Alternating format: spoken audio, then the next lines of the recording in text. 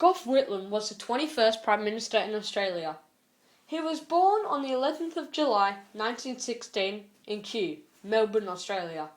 In 1972, the Whitlam government took the important foreign policy step of establishing diplomatic relations with the government of the People's Republic of China.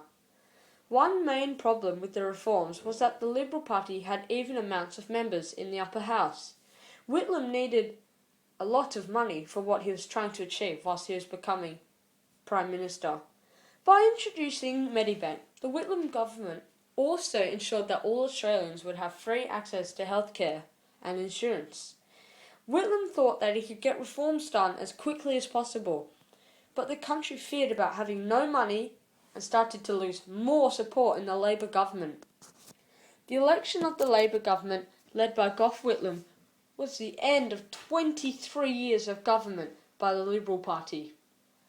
Whitlam and the Labor Party had a point to prove and needed a lot of reforms to take over the country and be successful.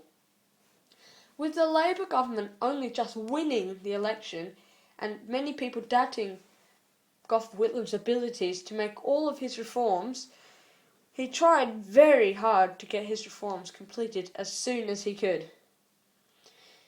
The well-known "It's Time" slogan promoted the idea that it was time for a new change and reform. The Whitlam government made significant changes to Australia. Reforms were made in education, family law, Aboriginal land rights, such as Wattie Creek, and women's rights. One of the most significant changes was the withdrawal of Australian troops from the war in Vietnam on the 30th of April 1975. The Wattie Creek was an Aboriginal land which Gough Whitlam gave back to them. The voting age was reduced from 21 to 18, and the death penalty for federal crimes was completely abolished. An important reform in education was the abolishment of university fees, which would be great, and that allowed many young students, and importantly women, an opportunity to gain a university degree to get a better job. This put the Liberal government in power to watch over the country until the next election, and once the new election came by, Liberal came back into power.